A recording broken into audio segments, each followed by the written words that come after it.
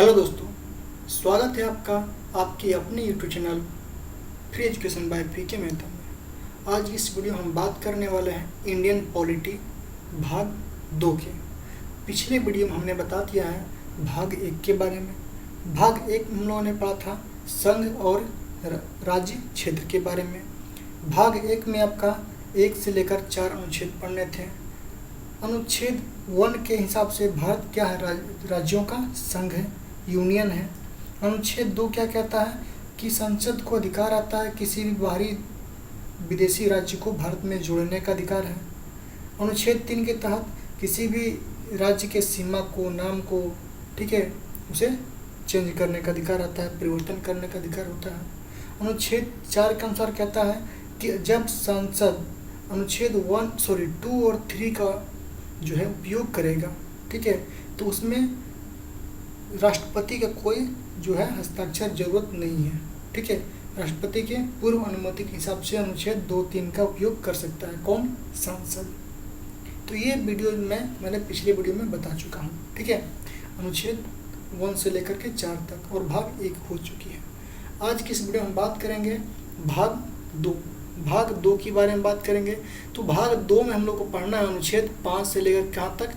11 तक। 5 से लेकर के 11 तक। तो भाग 2 में पहले आपका क्या आता है? नागरिकता, जिसे हम लोग इंग्लिश में बोलते हैं सिटीजनशिप। क्या बोलते हैं? सिटीजनशिप। तो भाग 2 में हमें पढ़ना है क्या? नागरिकता। तो नागरिकता आखिर होता क्या है? तो कोई भी देश अपने निवासियों को, देश के निवासियों को, ठीक है, कुछ विशेष अधिकार देता है, ठीक है, और इन अधिकारों को ही कहा जाता है क्या? नागरिकता। उन अधिकारों को क्या कहता है? नागरिकता। भारत में क्या है? एकहरी नागरिकता है। भारत में क्या है? एकहरी नागरिकता है। भारत में आपका एकहरी नागरिकता है। नागरिकता है, ठीक है। भारत में एकहरी नागरिकता है, पहला पॉइंट। दूसरा, भारत में जो है नागरिकता कहाँ से ली गई है? ब्रिटेन से ली गई है। भारत की नागरिकता कहाँ से ली गई है? ब्रिटेन से ली गई है, ठीक है।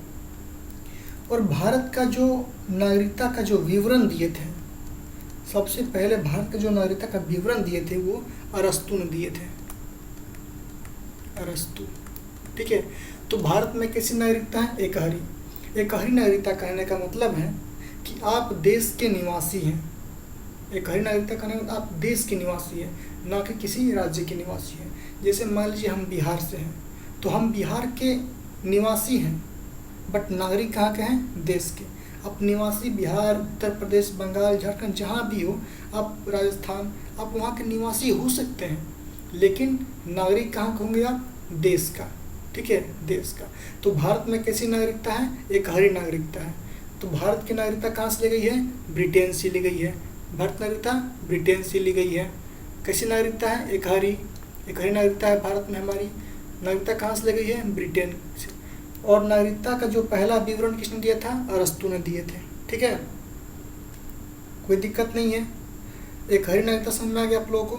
एकहरी नागरिकता कहने का मतलब कि आप देश के नागरिक हैं, राज्य के क्या है? निवासी हैं, ठीक है। आपको एक राज्य से दूसरे राज्य में जाने के लिए किसी तरह का पासपोर्ट, वीज़ा की ज़रूरत नहीं पड़ेगी, ठीक है। आप पूरे भारत में किसी भी राज्य में इस तरह घूम सकते हैं। इसका यही फ़ायदा है, ठीक है। हम भारत में क्या है? एकहरी नागरिकता है। समझ में आ गया? अगर बात करेंगे अमेरिका में, तो अमेरिका में क्या है? दोहरी नागरिकता है, ठीक है। वहाँ पे क्या होता है पब्लिक को कि अपने, अमेरिका एक देश है, इस राज्य से लेकर के, मान लीजिए यहाँ पे कोई बिहार नाम का कोई देश है, ठीक है, यहाँ पे उत्तर प्रदेश है, तो वहाँ पे जो पब्लिक है वहाँ की, ठीक है, वहाँ की जो पब्लिक है उसे दोनों जगह की नागरिकता बनानी पड़ेगी। यहाँ पे मान लीजिए बिहार है, यहाँ पे यूपी है, ठीक है, अमेरिका की बात कर रहे हैं, तो बिहार के भी उसको बनाना पड़ेगा नागरिकता, और अमेरिका का भी चाहिए, और अमेरिका का भी चाहिए, ठीक है। तो उसको जो है अमेरिका के लोग को बिहार से यूपी जाने के लिए आपको बिहार की भी चाहिए और यूपी की थी, अमेरिका की भी चाहिए, और यूपी वाले को भी यूपी की नागरिकता भी चाहिए और अमेरिका की भी चाहिए, ठीक है। तो यहाँ पे क्या होता है, थोड़ा दिक्कत है, ठीक है। लेकिन बिहार में, हमारा इंडिया में क्या है, ऐसा नहीं है। तो भारत में कैसी नागरिकता है? एक हरी नागरिकता है। चलिए अब बात करेंगे हम लोग जो भारत की जो नागरिकता है, एक हरी नागरिकता है, ठीक है। तो नागरिकता जो अधिनियम जो है, तो भारत में नागरिकता प्राप्त करने के भी कुछ नियम होंगे, ठीक है। तो नागरिकता जो एक्ट है, अधिनियम है, नागरिकता अधिनियम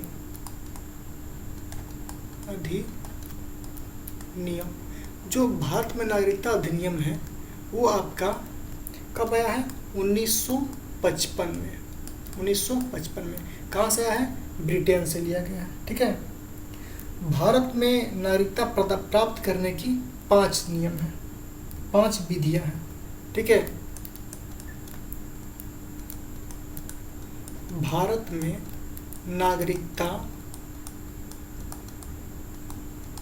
नागरिकता प्राप्त करने की 5 विधियां हैं, 5 विधियां हैं, ठीक है। नागरिकता मैं बता दूं कि नागरिकता जो है हम लोग को तो जन्म से नहीं मिलता है। नागरिकता जो है 18 वर्ष के बाद, ठीक है। आपको Aadhaar card, PAN card, voter card जो मिलता है वो 18 वर्ष के बाद, ठीक है। जब बच्चे 18 साल के ऊपर हो जाएंगे, 18 साल के हो जाएंगे, तब उन्हें नागरिकता दे दी जाएगी, ठीक है।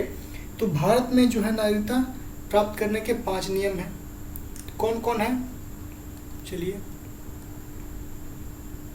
तो भारत में नागरिकता प्राप्त करने के जो पहला नियम है, पहला वो है आपका जन्म के आधार पर। जन्म के आधार पर, जन्म के आधार पर नागरिकता प्राप्त कर सकते हैं, ठीक है। दूसरा है आपका वंश के आधार पर, वंश के आधार पर। तीसरा होता है पंजीकरण। तीसरा क्या होता है? पंजीकरण। बात करेंगे हम चौथे की, तो चौथा होता है आपका देशीकरण। कौन होता है? देशीकरण।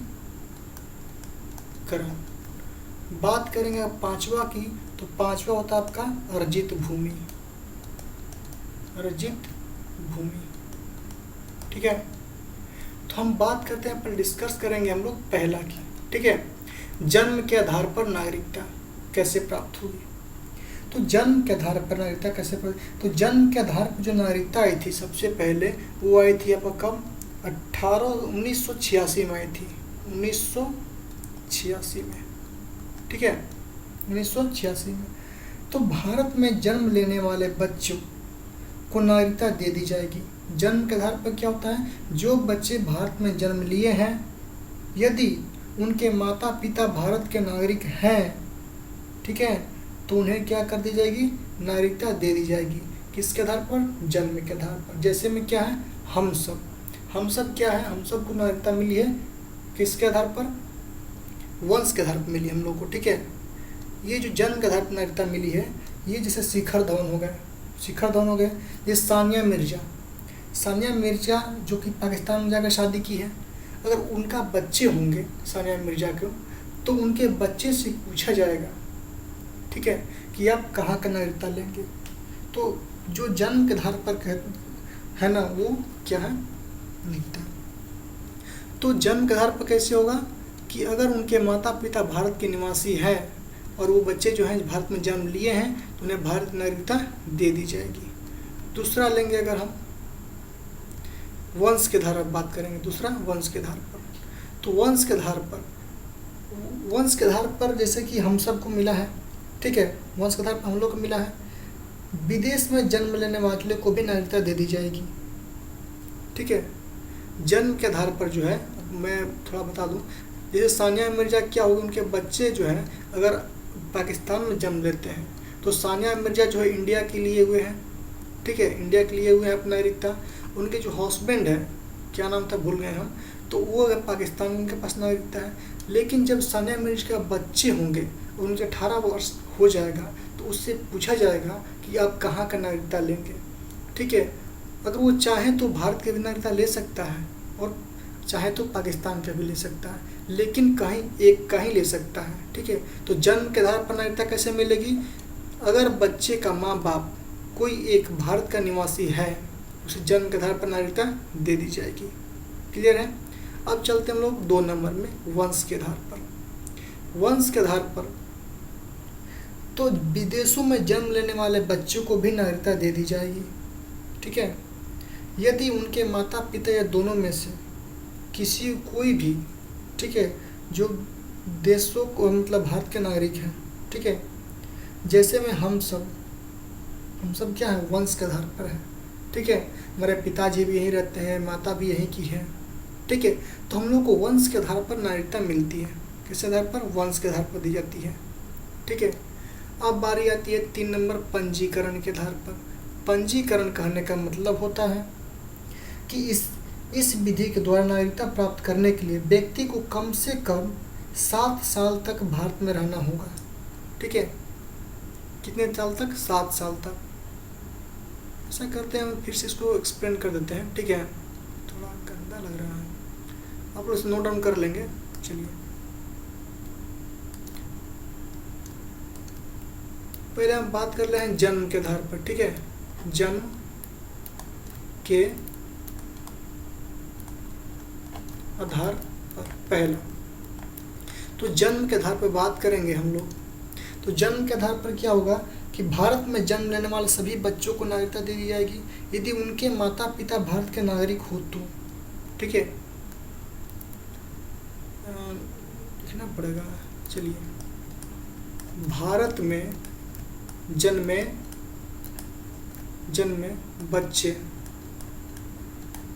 बच्चे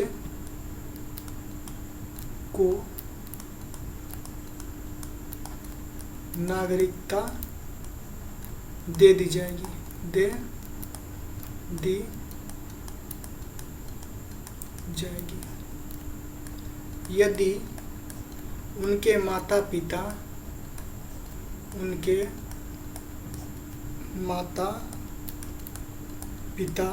में से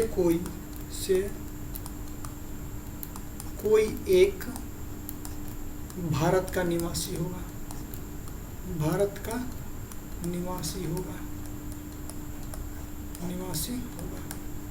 ठीक है, निवासी होगा कर देंगे यहाँ पे। ठीक है, जन्म के आधार पर नागरिकता कैसे दी जाएगी? अगर उनके माता पिता में से बच्चे का कोई एक भी अगर, ठीक है, कोई एक भी अगर भारत का निवासी है तो उन्हें भारत की नागरिकता दे दी जाएगी।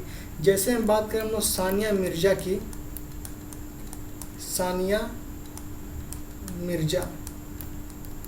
के बच्चे के बारे में। ठीक है, होंगे तो, है कि नहीं पता नहीं मुझे। ठीक है, अगर सानिया मिर्जा के बच्चे होंगे तो उनसे पूछा जाएगा जब वो 18 साल के होगा तो आप कहाँ के नागरिकता लेना चाहेंगे।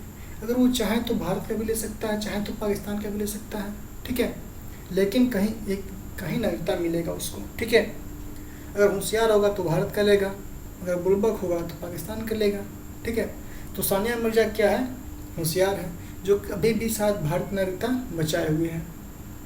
चलिए, अब बात करें हम लोग दूसरा पॉइंट, जन्म के आधार पर।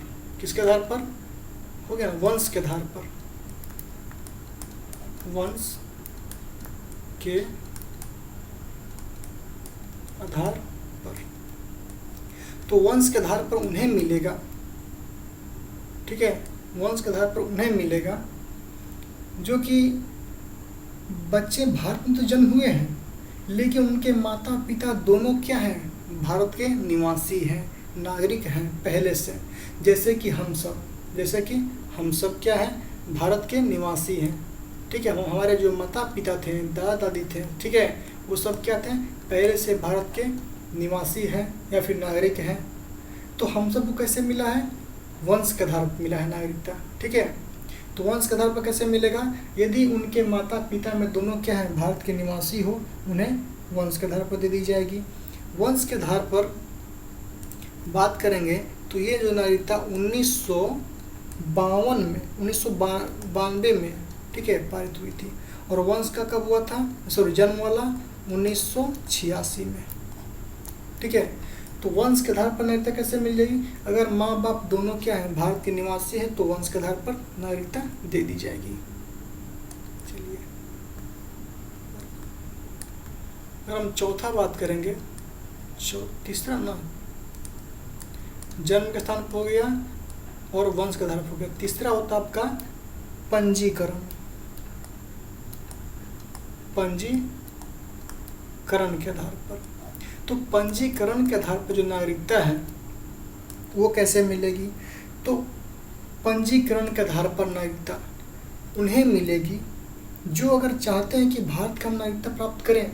जैसे पाकिस्तान से कोई आना चाहे भारत में और बोले कि हम भारत में नागरिकता प्राप्त करना चाहते हैं, तो उसके कुछ नियम हैं, वो है पंजीकरण। ठीक है, उसके हिसाब से कम उसको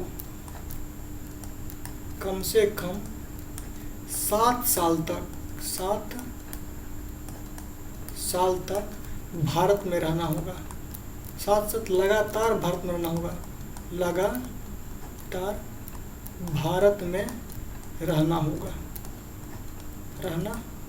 होगा।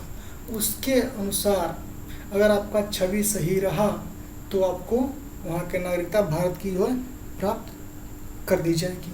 ठीक है, तो पंजीकरण कैसे होगा, कम से कम 7 साल तक लगातार भारत में रहना होगा।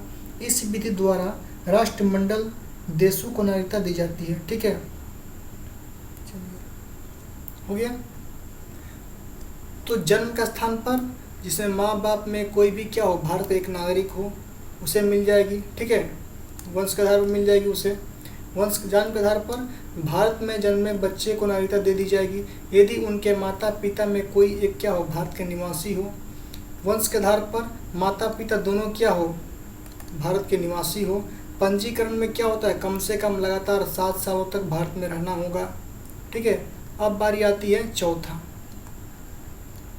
होता है आपका देशीकरण।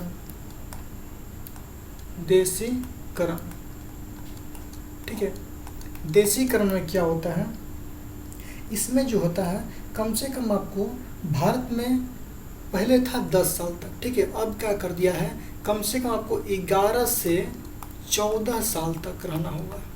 14 साल तक लगातार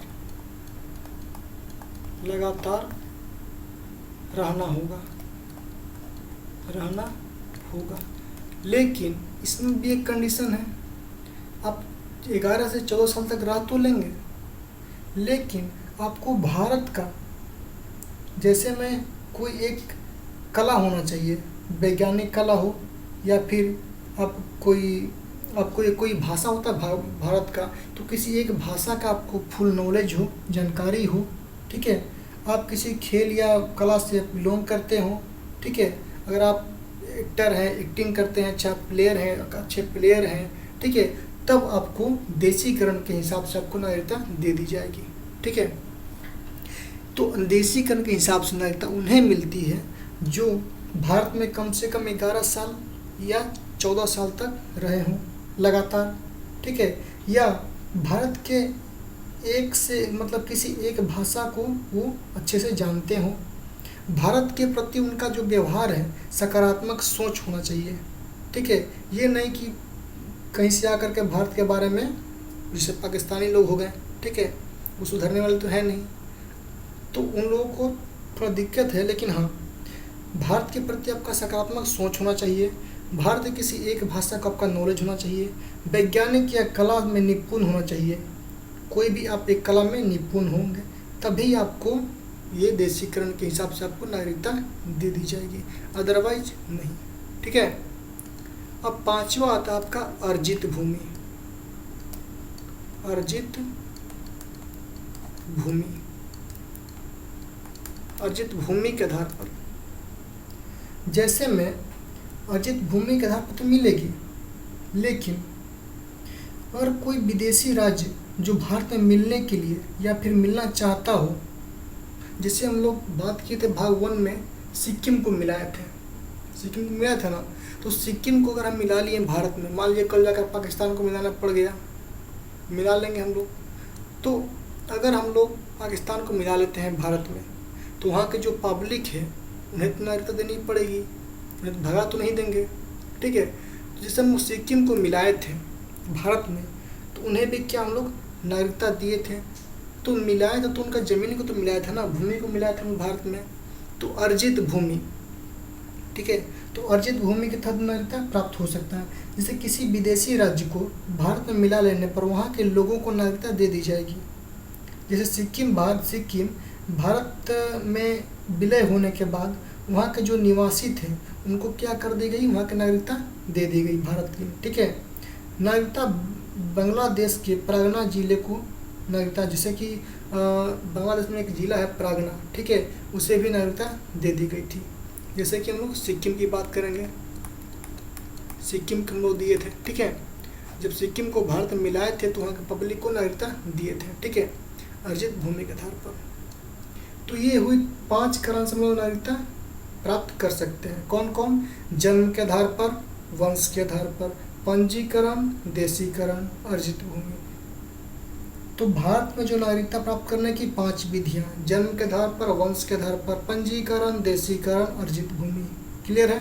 चलिए, लेकिन नागरिकता मिल भी सकती है और नागरिकता रद्द भी हो सकती है, नागरिकता रद्द भी हो सकती है, ठीक है, नागरिकता रद्द भी हो सकती है। इसके भी 3 नियम हैं, नागरिकता रद्द होने के भी 3 नियम हैं। अगर आप किसी बाहरी जो है, चलिए लिख लें, नागरिकता रद्द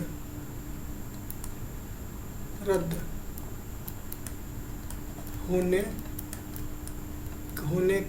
का कारण होगा ना, नागरिकता रद्द होने का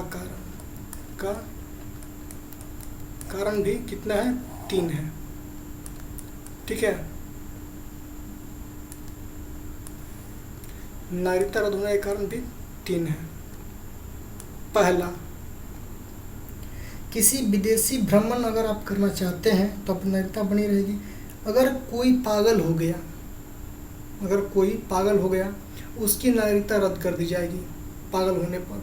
मान लीजिए कभी 26 जनवरी का परेड चल रहा हो, कोई पगला गया और जाकर कोई चीफ गेस्ट आया उसे नुकसान पहुंचा दे, पत्थर मार दे, तो इस केस में अगर कोई पागल हो जाता है, ठीक है, उसकी नागरिकता क्या कर दी जाएगी? रद्द कर दी जाती है। फिर बाद में ठीक हुआ तो फिर वापस कर दी जाएगी, ठीक है। तो पागल होने पर, या फिर अगर आप विदेशों में रहते हैं, ठीक है, विदेशों में अगर विदेशों में जाकर शादी कर ली या फिर कुछ जॉब करते हैं, विदेशी नागरिकता प्राप्त कर लेंगे। प्राप्त करने पर, अगर आप विदेशी नागरिकता प्राप्त कर लिए किसी दूसरे देश में जा कर के, तो आपको भारत की नागरिकता क्या कर दी जाएगी? रद्द कर दी जाएगी, ठीक है। और अगर आप किसी देश विरोधी कार्य करते हैं, देश विरोधी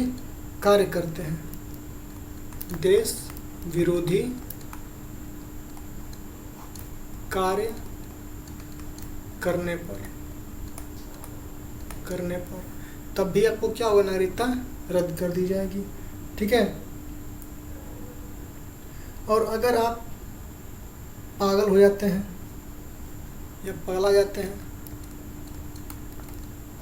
पागल हो जाने पर, तो नागरिकता क्या कर दी जाएगी? रद्द कर दी जाएगी। तो भारत में नागरिकता प्राप्त करने की 5 विधियाँ, जन्म के आधार पर, वंश के आधार पर, पंजीकरण, देशीकरण और अर्जित भूमि। नागरिकता रद्द होने के कारण 3, विदेशी नागरिकता प्राप्त करने पर भारत नागरिकता रद्द हो जाएगी, देश विरोधी कार्य करने पर भारत नागरिकता रद्द हो जाएगी, पागल हो जाने पर भारत नागरिकता क्या हो जाएगी? रद्द हो जाएगी। क्लियर है? भारत में जो नागरिकता कहाँ से लिया गया है? ब्रिटेन से लिया गया है। भारत में कैसी नागरिकता है? एक हरी नागरिकता है, ठीक है। भारत में पहला नागरिकता का जो है विवरण किसने दिया था? अरस्तु ने दिया था। भारत नागरिकता अधिनियम कब लागू हुआ था? 1955 में लागू हुआ था। कोई दिक्कत नहीं है। अब चलेंगे हम लोग अनुच्छेद के बारे में। अब चलेंगे हम लोग अनुच्छेद में। तो भाग 2 में अनुच्छेद कहाँ से कहाँ तक पढ़ना था? 5 से 11 तक, 5 से 11 तक। ठीक है, तो अनुच्छेद पहले पढ़ेंगे हम लोग, अनुच्छेद 5। अनुच्छेद 1 से लेकर के 4 तक मैंने भाग 1 में पढ़ चुका है। अनुच्छेद 5 की बात करेंगे। तो अनुच्छेद 5 क्या कहता है? अनुच्छेद 5 कि जब संविधान प्रारंभ हुई थी, ठीक है, तो संविधान प्रारंभ में दी गई नागरिकता, अर्थात जब संविधान बना तो उस सभी लोगों को नागरिकता दी गई थी जो उस समय भारत के अंदर थे। ठीक है, जब संविधान बना था और जब संविधान बनने के बाद, संविधान 1950 में बना था जी, 1950 में बनने के बाद अगर जो लोग भारत में रह गए थे, पाकिस्तान में या फिर कहीं नहीं गए थे, तो उन सभी लोगों को नागरिकता दे दी गई थी। ठीक है, तो संविधान प्रारंभ में, संविधान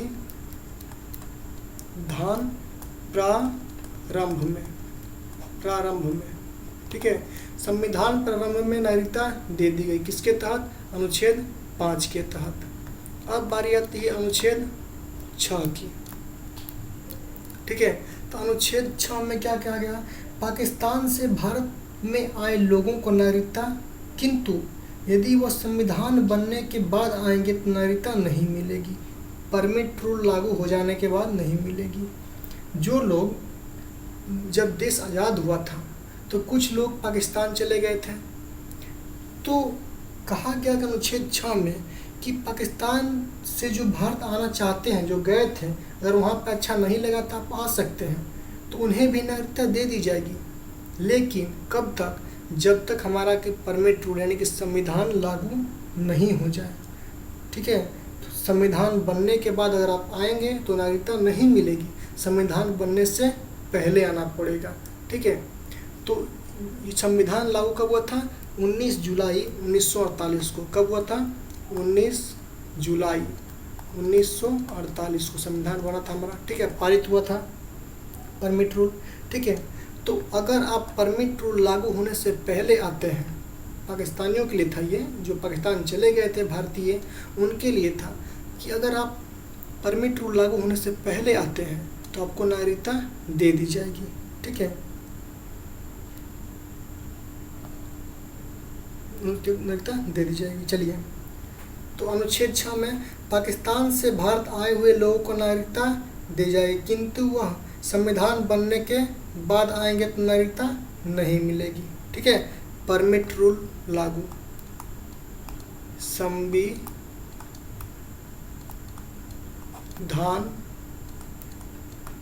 बनने से पहले, ठीक है, नागरिकता मिलेगी, अन्यथा नागरिकता नहीं मिलेगी। अब बात करेंगे हम लोग अनुच्छेद 7 की। तो अनुच्छेद 7 कहता है कि स्वतंत्रता के बाद भारत से पाकिस्तान चले गए, जो स्वतंत्रता के बाद भारत से पाकिस्तान चले गए थे, उन्हें भी नागरिकता देंगे। लेकिन ऐसे व्यक्ति जो संविधान बनने से पहले लौटे, उन्हें नागरिकता दे दी जाएगी। अनुच्छेद 7 भी क्या कहता है? वही बात कहता है, जो संविधान बनने से पहले आ जाए उन्हें नागरिकता दे दी जाएगी। ठीक है, अनुच्छेद 7 और 6 क्या है? सेम है लगभग। ठीक है, ये क्या कहता है? नहीं, संविधान, एक मिनट, जो संविधान ये था, चलिए, अनुच्छेद 6 क्या कहता है कि परमिट रूल लागू होने से पहले, परमिट रूल लागू से पहले, ठीक है, तो परमिट रूल जो लागू हुआ था 19 जुलाई 1948 को हुआ था। कब हुआ था? 19 जुलाई 1948 को। अनुच्छेद 5 में कहता है कि संविधान प्रारंभ में आपको नागरिकता दे दी जाएगी। जो व्यक्ति संविधान बनने के बाद भारत में रह गए, उन्हें नागरिकता आसानी से मिल जाएगी। अनुच्छेद 6 के अनुसार परमिट रूल लागू होने से पहले जो पाकिस्तानी भारत में आ गए, उन्हें नागरिकता दे दी जाएगी। अनुच्छेद 7 कहता है कि जो भारतीय पाकिस्तान चले गए हैं आज़ादी के बाद, ठीक है, और संविधान बनने से पहले आ गए, उन्हें नागरिकता दे दी जाएगी संविधान बनने से पहले। ठीक है। हालांकि ये 6 और 7 उन्हें रद्द कर दिया गया है, क्योंकि संविधान बना 1950 में कहिया, परमानेंट रूल लागू 1948 में, तो वहाँ के जितने आने वाले थे आ गए हैं, तो अब उन्हें पढ़ने की कोई ज़रूरत नहीं है। ठीक है, था बता दिया गया। हम लोग को अनुच्छेद 6 और 7 को उतना ध्यान से नहीं देना है। ठीक है। अब बात ये आती है अनुच्छेद 8 की। अनुच्छेद 8 की, तो अनुच्छेद 8 कहता है कि यदि आप विदेशों में भ्रमण करने गए हो, घूमने गए हो, नौकरी करने गए हो, शादी कर लिए हो, ठीक है, जॉब कर रहे हो, तो आपको नागरिकता समाप्त नहीं होगी। ठीक है, विदेशी भ्रमण पर नागरिकता समाप्त नहीं होगी। 8 क्या कहता है? विदेशी भ्रमण पर नागरिकता क्या होगी? समाप्त नहीं होगी। अगर कोई व्यक्ति विदेशों में जा कर के, ठीक है, जॉब कर रहे हो, ठीक है, भ्रमण करने पर नागरिकता रहेगी, बनी रहेगी। ठीक है, लेकिन कब तक? जब तक वहाँ पे नागरिकता नहीं ले लेता। अगर आप इंडिया के हैं, विदेश में गए, विदेश में जाकर आप जॉब कर रहे हो, भ्रमण करने घूमने गए हो, या फिर वहाँ पर जाकर शादी भी कर लेंगे, तभी भी आपका नागरिकता रद्द नहीं होगी। आपकी नागरिकता क्या होगी? बनी रहेगी। किसमें? अनुच्छेद 8 के अनुसार। अनुच्छेद 8 क्या कहता है? आपकी नागरिकता बनी रहेगी। क्लियर है? अब बात करें हम लोग अनुच्छेद 9 की।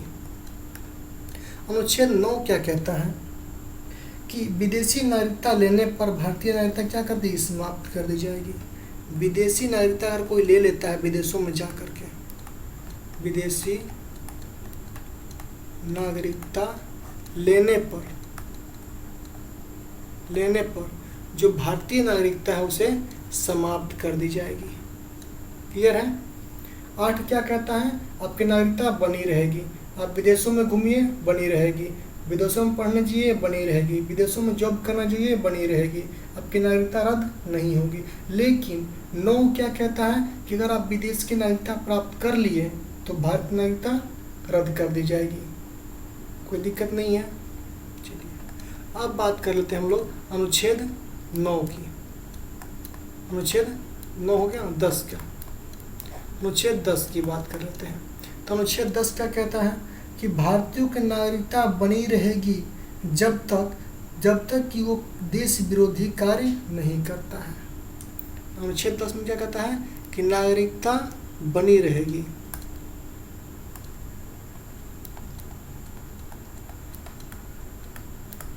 नागरिकता बनी रहेगी तब तक जब तक कि कोई देश विरोधी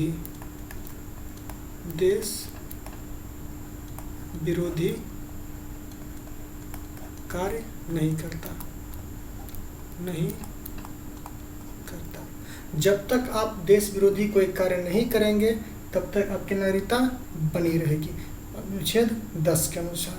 ठीक है, अगर आपने अनुच्छेद 10 का उल्लंघन किया, आप देश विरोधी कार्य करेंगे तो आपकी नागरिकता रद्द कर दी जाएगी। ठीक है, तो आपका पुलिस क्या करेगी? सीधा इनकाउंटर कर देगी। ठीक है, चलिए अब बारी आती है अनुच्छेद 11 की। अनुच्छेद 11 की, तो अनुच्छेद 11 क्या कहता है कि नागरिकता संबंधी कानून संसद बनाती है। कौन बनाती है? सांसद बनाती है। कानून कौन बनाती है? सांसद बनाती है। सांसद बनाती है। ठीक है, यह जिम्मेदारी किसको दी गई है? गृह मंत्रालय को दी गई। किसको दी गई है? गृह मंत्रालय को। गृह मंत्रालय को। ठीक है, तो नागरिकता का जो संबंधी कानून जो है कौन बनाती है? संसद बनाती है। यह जिम्मेदारी किसकी है? गृह मंत्रालय की है। ठीक है, तो अनुच्छेद हमने पढ़ा भाग 2 सिटीजनशिप, नागरिकता। ठीक है, हमने नागरिकता प्राप्त करने की 5 विधियां पढ़े। कौन कौन? जन्म के आधार पर, वंश के आधार पर, पंजीकरण, देशीकरण। वंश के आधार पर, जन्म के आधार पर, पंजीकरण, देशीकरण। एक हो गया आपका अर्जित भूमि। ठीक है, तो नागरिकता प्राप्त करने की 5 विधियां, जन्म के आधार पर, वंश के आधार पर, अर्जित भूमि, पंजीकरण और देशीकरण। और नागरिकता समाप्त होने की 3 कारण। कौन कौन? विदेशी नागरिकता प्राप्त करेंगे तो आपकी नागरिकता रद्द हो जाएगी, पहला। दूसरा, आपका देश विरोधी कार्य करने पर। तीसरा, पागल हो जाने पर। ठीक है, अब बात करेंगे अनुच्छेद की।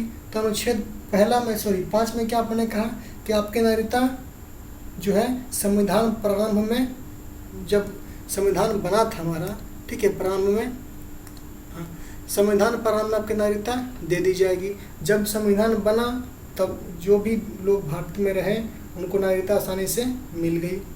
ठीक है, अनुच्छेद 6 में परमिट रूल लागू होने से पहले अगर कोई आ गए, पाकिस्तान जो गए हुए थे या अदर कोई कंट्री में गए हुए थे, आ गए तो उन्हें नागरिकता मिल जाएगी। परमिट रूल लागू कब हुआ था? 19 जुलाई 1948 को हुआ था। 7 में क्या कहता है? संविधान बनने से पहले 6 और 7 को क्या कर दिया गया है? खत्म कर दिया गया है। ठीक है, 8 क्या कहता है कि आपकी नागरिकता बनी रहेगी, आपकी नागरिकता बनी रहेगी। आप विदेशों में जाएं, घूमें फिरें, जो भी करें, आपकी नागरिकता बनी रहेगी, लेकिन आप वहाँ की नागरिकता नहीं लेंगे। ठीक है, अगर आप विदेशों में घूमने गए हैं और वहाँ की नागरिकता ले लिए, नागरिकता तो आसानी से मिलेगा नहीं। अगर आप विदेशों में गए, वहाँ से शादी कर लिए, तो वहाँ की जो महिला होगी उसके थ्रू आपको नागरिकता वहाँ की मिल जाएगी। जब आप वहाँ की नागरिकता प्राप्त कर लेंगे तो भारत में नागरिकता क्या हो जाएगी? 9 रद्द हो जाएगी। ठीक है, तो अगर आप 8 को फॉलो करेंगे तो 9 भी आपका सही रहेगा। अदरवाइज आप 8 का जो भ्रमण करने गए हैं, वहाँ पे शादी करके वहाँ का नागरिकता प्राप्त कर लिए या कैसे भी, तो आपको भारत नागरिकता क्या हो जाएगी? रद्द कर दी जाएगी। किसके तहत? अनुच्छेद 9 के तहत। ठीक है, 8 क्या कहता है? नागरिकता बनी रहेगी। 10, विदेशी नागरिकता लेने पर भारत नागरिकता रद्द कर दी जाएगी। 10 क्या कहता है? नागरिकता बनी रहेगी, नागरिकता बनी रहेगी तब तक जब तक कि आप कोई देश विरोधी कार्य नहीं करते हैं। ठीक है, तब तक आपकी नागरिकता बनी रहेगी। क्लियर है? 11 क्या कहता है कि सांसद नागरिकता कौन बनाती है? सांसद बनाती है। उसकी जिम्मेदारी किसको दी गई है? गृह मंत्रालय को दी गई है। ठीक है, चलिए, ये तो हो गया आपका नागरिकता और अनुच्छेद। अब थोड़ा सा जान लेते हैं हम लोग NRI के बारे में। NRI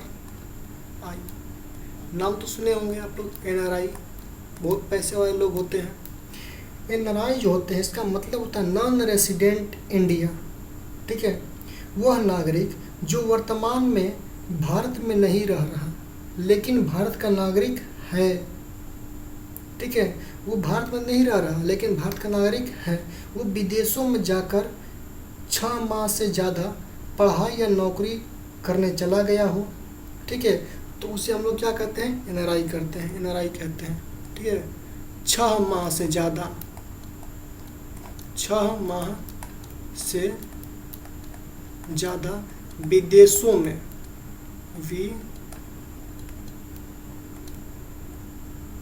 6 माह से ज़्यादा विदेशों में पढ़ाई,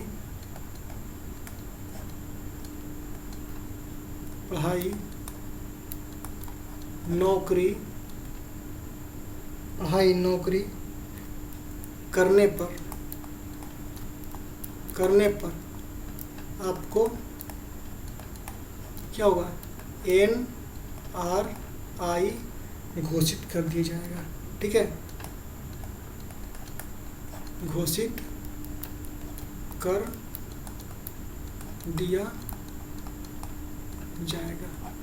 अगर कोई जो भारत का नागरिक है वह 6 माह से कम 6 माह से ज़्यादा अगर विदेशों में जाकर पढ़ाई करने गया हो फिर नौकरी करने गया हो, ठीक है, 6 माह से अधिक रह गए तो उन्हें NRI कहा जाता है। ठीक है, NRI लोग जो है बहुत योगदान है उनका हमारे भारत पे। ठीक है, क्योंकि भारत के लोग हो कर के विदेशों में जा कर के बहुत सारे पैसे कमाते हैं और बहुत सारे टैक्स भी भरते हैं, ठीक है। तो हमारा इंडिया जीडीपी उनमें बहुत बड़ा हाथ है एनआरआई लोग का, ठीक है। करीब लाखों करोड़ों लोग जो है भारत से विदेशों में गए हैं और वहाँ से पैसे कमाकर हमारे इंडिया में भेजते हैं, टैक्स के रूप में भेजते हैं, ठीक है। तो एनआरआई जो है कम से कम आप 6 माह या 6 माह से अधिक विदेशों में चले जाएंगे, या तो पढ़ाई करने या फिर नौकरी करने, तो आप एनआरआई कहलाएंगे। कोई दिक्कत नहीं है। चलिए अब बारी आती है वीज़ा की। किसकी? वीज़ा। वीज़ा पासपोर्ट आपने सुना होगा। वीज़ा, वीज़ा क्या होता है, ठीक है। वीज़ा तो बात कर दें अगर हम कि वीज़ा किसी दूसरे देश में जाने के लिए अनुमति की आवश्यकता होती है। जब आप भारत से किसी दूसरे देश में जाएंगे तो आपको वीज़ा की आवश्यकता होगी, ठीक है। और अगर आप विदेशों में जाना चाहते हैं या किसी दूसरे देश में जाना चाहते हैं तो आप अपने गवर्नमेंट से जो ऑर्डर लेंगे, ठीक, अनुमति लेंगे, उसे हम लोग क्या कहते हैं? वीज़ा कहते हैं। क्या कहते हैं? वीज़ा। अपने देश से दूसरे देश में जाने के लिए अनुमति जब लेते हैं उसे हम लोग वीज़ा कहते हैं, ठीक है। क्या कहते हैं? वीज़ा। बिना वीज़ा आप किसी दूसरे देश में प्रवेश नहीं कर सकते हैं। अगर आप जाएंगे वहाँ पे एयरपोर्ट में चेक करेगा, वीज़ा, बोलेंगे नहीं है, आपको वहीं से लौटा देगा, ठीक है। तो किसी दूसरे देश में जाने के लिए वीज़ा की ज़रूरत होती है, उसे हम लोग क्या कहते हैं? वीज़ा कहते हैं, ठीक है। उसके बाद आता है पासपोर्ट। पासपोर्ट, ठीक है। पासपोर्ट क्या होता है कि अपने देश को छोड़कर दूसरे देश में जाने के लिए खुद अपने देश से अनुमति लेनी पड़ती है, उसे हम लोग पासपोर्ट कहते हैं। जब मान लीजिए अगर आप पाकिस्तान या विदेशों में कहीं जाना चाहते हैं, ठीक है, तो आपको अपने देश से पहले अनुमति लेना पड़ेगा, ठीक है। जैसे आप लोग घर से बाहर जाते हैं तो अपने माता पिता से पूछते हैं ना जी, उसी तरह अगर आप अपने देश से बाहर किसी देश में जाते हैं या जाना चाहते हैं तो आपको पहले पासपोर्ट बनाना पड़ेगा, ठीक है। क्या बनाना पड़ेगा? पासपोर्ट बनाना पड़ेगा, ठीक है। तो पासपोर्ट का मतलब होता है कि अगर आप अपने देश से किसी दूसरे देश बाहर जाना चाहते हैं तो अपने देश से पहले आपको अनुमति लेनी पड़ेगी, उसे हम लोग पासपोर्ट कहते हैं। और वीज़ा क्या होता है कि दूसरे देश में एंट्री करने के लिए, ठीक है, वीज़ा की ज़रूरत होती है, वहाँ आपको वीज़ा चेक किया जाता है, ठीक है। और अपने देश से बाहर जाने के लिए पासपोर्ट। तो विदेशों में जाने के लिए पासपोर्ट भी ज़रूरत है और वीज़ा की भी ज़रूरत है। कोई दिक्कत नहीं है। चलिए अब थोड़ा बात कर लेते हम लोग एनआरसी और सीएए के बारे में। किसके बारे में? सीएए के बारे में बहुत बवाल हुआ था, ठीक है। तो जब सीए जो है ना वो एक तरह से अनुच्छेद जो है 7 कह सकते हैं आप, ठीक है। पंजीकरण की बात करेंगे हम, तो पंजीकरण में क्या था कि आपको लगातार भारत में 7 सालों तक रहना पड़ेगा, इसके बाद आपको नागरिकता प्राप्त कर दी जाएगी। तो पंजीकरण जो था वो एक तरह से सीए ही है, ठीक है। सीए का मतलब होता है citizenship amendment act. Citizenship amendment act जो कि 2019 में पारित हुआ था, संशोधन का अधिनियम, ठीक है, पारित हुआ था। यह भारत की संसद द्वारा पारित एक अधिनियम है जिसके द्वारा सन 1955 का नागरिकता को संशोधन करके यह व्यवस्था की गई कि 31 दिसंबर 2014 के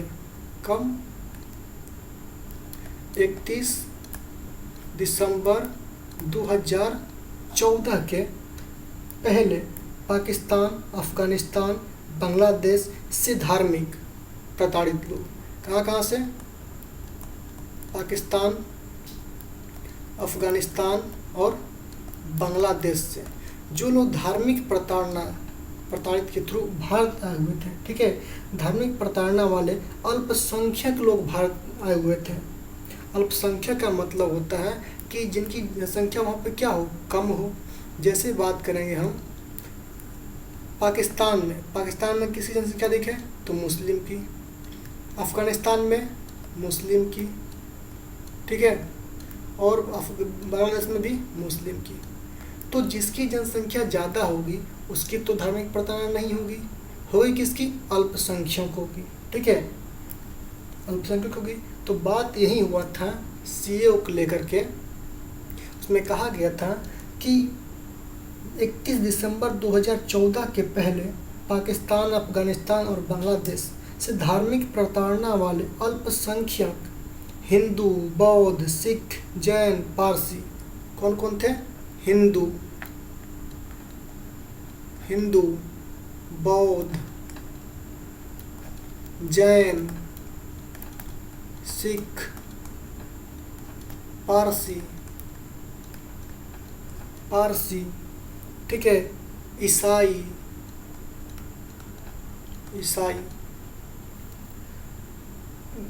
ईसाई को जो भारत की नागरिकता प्रदान की जाएगी, इस विधेयक में भारतीय नागरिकता को प्राप्त करने के लिए आवश्यक है। ठीक है, आवश्यक 11 वर्ष तक भारत में रहने की शर्त में भी छूट दे दी गई। पहले क्या था, 11 वर्ष तक था, उन्हें छूट देकर कितना कर दिया, 5 वर्ष कर दिया गया लगभग। ठीक है, अब 5 वर्ष तक भारत में रहेंगे तो आपको नागरिकता मिल जाएगी। कब पारित हुआ था, कब? ये 31 दिसंबर 2014 को। तो 14 से लेकर 5 वर्ष जोड़ लीजिए आप, 2019 में लागू हुआ था। ठीक है, तो वैसे लोग को जो कि हिंदू हैं, बौद्ध हैं, जैन हैं, सिख हैं, पारसी और ईसाई हैं, ठीक है, इन्हें क्या गया था, पाकिस्तान, अफगानिस्तान और बांग्लादेश में धार्मिक प्रताड़ना किया गया था। ठीक है, इन्हें प्रताड़ित किया गया था। ये लोग अगर वहाँ से भाग करके भारत की नागरिकता लेना चाहते हैं तो उन्हें नागरिकता दे दी जाएगी। ठीक है, कम से कम 5 साल रह करके। ठीक है, और पंजीकरण क्या कहता है, 7 साल। तो इसमें विवाद क्या हुआ था, मुस्लिम लोग बोले कि हम लोगों को नागरिकता क्यों नहीं मिलेगा, मुस्लिम लोग बोले। ठीक है, क्योंकि इसमें मुस्लिम की चर्चा की ही नहीं गई है। आप जरा सोचिए कि जब मुस्लिम लोग मुस्लिम कंट्री में ही सुरक्षित नहीं है तो भारत में कैसे बाबू?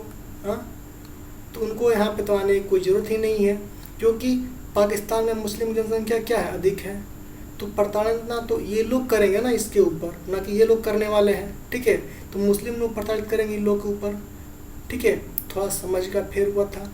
पाकिस्तान में जनसंख्या मुस्लिम की अधिक है, अफगानिस्तान में मुस्लिम की अधिक है, बांग्लादेश में मुस्लिम का अधिक है। इसीलिए सीएए में क्या किया गया, मुस्लिम को नहीं रखा गया। ठीक है, अब जिसकी जनसंख्या अधिक होगी उसके ऊपर कोई प्रताड़ित थोड़े करेगा जिसकी जनसंख्या कम होगी, समझ रहे हैं ना। तो इसी को लेकर थोड़ा बवाल हुआ था और कोई बात नहीं था। तो सीएए क्या कहता है कि यह भारत की संसद द्वारा पारित एक अधिनियम है जिसके द्वारा सन 1955 का नागरिकता कानून को संशोधित करके यह व्यवस्था की गई थी कि 31 दिसंबर 2014 के पहले पाकिस्तान, अफगानिस्तान और बांग्लादेश से धार्मिक प्रताड़ना वाले अल्पसंख्यक हिंदू, बौद्ध, सिख, जैन, पारसी एवं ईसाई को भारत की नागरिकता प्रदान की जाएगी। इस विधेयक में भारतीय नागरिकता को प्राप्त करने के लिए आवश्यक 11 वर्ष तक भारत में रहने की शर्त थी, उसमें भी क्या कर दी गई, छूट दे दी गई। इस अवधि को केवल 5 वर्ष तक भारत में रहने के शर्त के रूप में बदल दिया गया। ठीक है, तो दिसंबर 2019 को पाकिस्तान के 7 शरणार्थियों को, कितने शरणार्थियों को, 7 शरणार्थियों को, ठीक है, भारत का जो है नागरिकता देकर इस अधिनियम का जो है पारित किया गया था। कब? 20 दिसंबर 2019 को 7 लोगों को जो है भारत का नागरिकता देकर इस नियम को, इस नियम का जो सीएए है उसका जो है लागू किया गया था। ठीक है, तो सीएए में क्या हुआ था, कुछ खास नहीं हुआ था। मुस्लिम लोग इसीलिए विरोध कर रहे थे कि हम लोगों को नागरिकता क्यों नहीं दी जाएगी। अरे भाई, आप लोग पाकिस्तान में आपकी जनसंख्या अधिक है तो आप यहाँ क्यों आना चाहेंगे? हाँ, तो वही बात हुआ था। ठीक है, अब चलते हम लोग एनआरसी के बारे में थोड़ा सा बात कर लेते हैं। एनआरसी क्या होता है? तो एनआरसी क्या होता है, नेशनल रजिस्टर ऑफ सिटीजन, राष्ट्रीय नागरिक रजिस्टर। भारत के राष्ट्रीय नागरिक पंजी भारत सरकार द्वारा निर्मित एक पंजी है उन भारतीय नागरिकों के नाम हैं जो असम के वास्तविक यानी वैध नागरिक हैं। यह पंजी विशेष रूप से असम के लिए ही बनाई गई थी। किसके लिए? असम के लिए ही बनाई गई थी ये। ठीक है, ये विशेष रूप से असम के लोगों के लिए ही बनाई गई थी, जो कि खास करके असम के ही नागरिक हैं। ठीक है, जब पाकिस्तान और बांग्लादेश में लड़ाई चल रही थी तो बहुत से लोग वहाँ से भागकर भारत चले आए थे, और ये सभी लोग धार्मिक प्रताड़ित हानि बल्कि अपने ही देश के लोगों द्वारा प्रताड़ित थे। सीए के से देख लीजिए आप। ठीक है, तो जब इंडिया थी, बांग्लादेश और पाकिस्तान में लड़ाई चल रही थी तो वहाँ के जो लोग थे वो अपने ही लोगों से प्रताड़ित होकर के भारत चले आए थे। लड़ाई किया पाकिस्तान बांग्लादेश आपस में, आ गए कहाँ पे? भारत में। ठीक है, तो इस पर सुप्रीम कोर्ट ने 2013 में कहा था, 2013 में कहा था कि आप एनआरसी लाइए। क्या लाइए? NRC, national register of citizen लाइए। और जो व्यक्ति 24 मार्च 1971 से पहले भारत आए हैं उन्हें एनआरसी के तहत नागरिकता दे दी जाएगी। उन्हें एनआरसी के तहत नागरिकता दे दी जाएगी। यही कहा गया था एनआरसी में कि जो 24 मार्च 1971 से पहले आए हैं उन्हें नागरिकता दे दी जाएगी। ठीक है, लेकिन अगर आप बाद में आएंगे तो नागरिकता आपको नहीं मिलेगी। नागरिकता मिलेगी तब मिलेगी जब आप क्या करेंगे? उन्हें आप लोगों को एनआरसी लाकर देंगे। ठीक है, तो इसीलिए बवाल हुआ था। एनआरसी में क्या होता है? एनआरसी में रजिस्टर होने के लिए लिस्ट मिलाकर कुल 30 गो डॉक्यूमेंट बना हुआ था कि आप 30 डॉक्यूमेंट में कोई एक डॉक्यूमेंट लेकर आइए, आपको नागरिकता प्रदान कर दी जाएगी। ठीक है, तो अगर आप 30 डॉक्यूमेंट में कोई एक भी डॉक्यूमेंट आप भारत सरकार को लाकर दिखाते हैं तो आपको एनआरसी के तहत क्या होगा? नागरिकता प्रदान कर दी जाएगी। अगर यदि आपके पास कोई भी डॉक्यूमेंट नहीं है तो आपको जो है 4 माह का समय दिया जाता था। ठीक है, 4 मंथ का आपको समय दिया जाता था कि आप जाइए और 4 माह के अंदर अपने आप को साबित कीजिए कि हम भारतीय हैं। ठीक है, या फिर 4 माह के अंदर आप साबित नहीं कर पाए तो आपको सीधा कहाँ जाना पड़ेगा? आपको डिस्ट्रिक्ट कोर्ट में जाना पड़ेगा। कहाँ पे? डिस्ट्रिक्ट कोर्ट में जाना पड़ेगा, डिस्ट्रिक्ट कोर्ट में। ठीक है, अगर डिस्ट्रिक्ट कोर्ट भी आपको साबित नहीं कर पाया तो डिस्ट्रिक्ट कोर्ट भी नहीं कर पाया तो आपको कहाँ पे जाना पड़ेगा? सुप्रीम कोर्ट में जाना पड़ेगा। सुप्रीम कोर्ट में जाइए, और अगर सुप्रीम कोर्ट भी आपको साबित नहीं कर पाया तो सीधा कहाँ जाएंगे भाई? आप डिटेक्शन सेंटर में जाएंगे, जांच पड़ताल में। ठीक है, डिटेक्शन सेंटर में। ठीक है, तो 30 डॉक्यूमेंट में अगर आप एक भी डॉक्यूमेंट नहीं लाते हैं तो आपको 4 माह तक का समय दिया जाएगा कि आप लाइए। अगर यहाँ भी नहीं मिला आपको तो डिस्ट्रिक्ट कोर्ट जाइए, वहाँ भी नहीं मिला सुप्रीम कोर्ट जाइए। ठीक है, वहाँ भी नहीं मिला तो आपको हाई कोर्ट की कोई ज़रूरत नहीं है, तो सीधा आप कहाँ जाएंगे? डिटेक्शन सेंटर में, जांच पड़ताल में। वहाँ आपको बढ़िया से खातिरदारी होगी। ठीक है, तो यही था हम लोग का एनआरसी और सीए। ठीक है, चलिए अब एक और बात कर लेते हैं थोड़ा सा हम लोग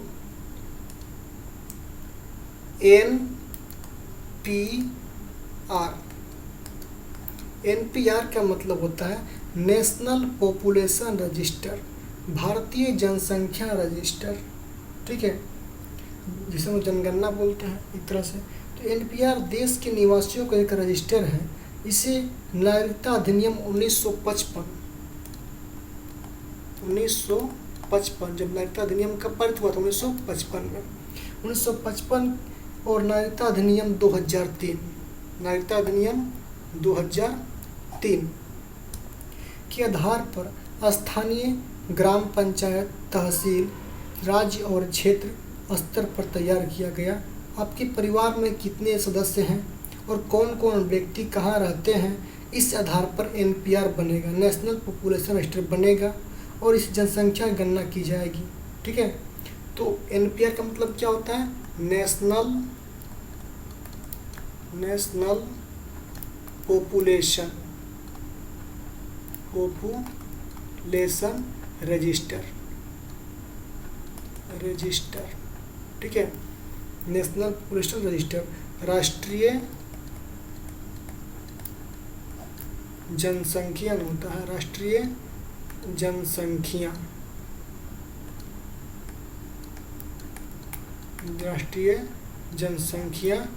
रजिस्टर,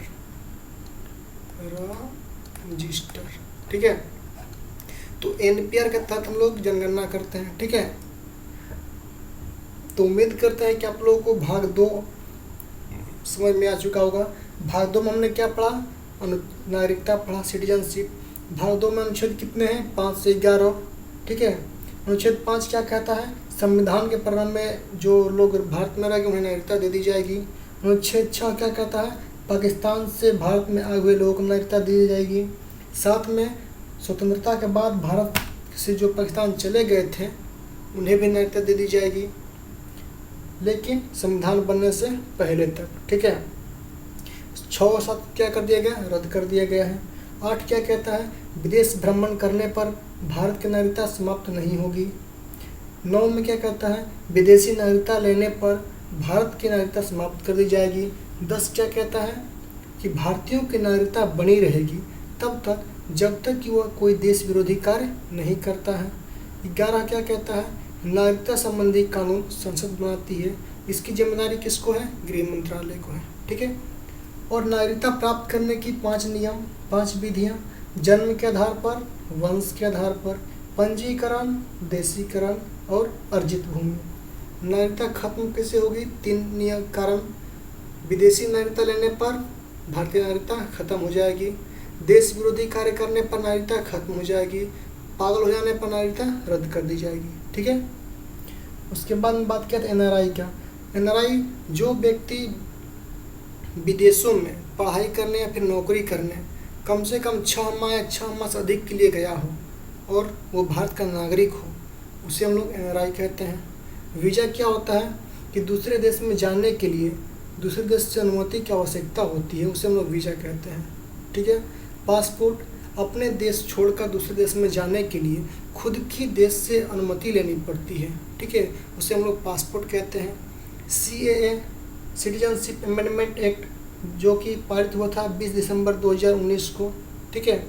इसमें क्या कहा गया था कि पाकिस्तान, अफगानिस्तान और बांग्लादेश से धार्मिक प्रताड़ना वाले अल्पसंख्यक जैसे हिंदू, बौद्ध, सिख, जैन, पारसी एवं ईसाई जो लोग भारतीय नागरिकता प्राप्त करना चाहते हैं उन्हें दे दी जाएगी, ठीक है।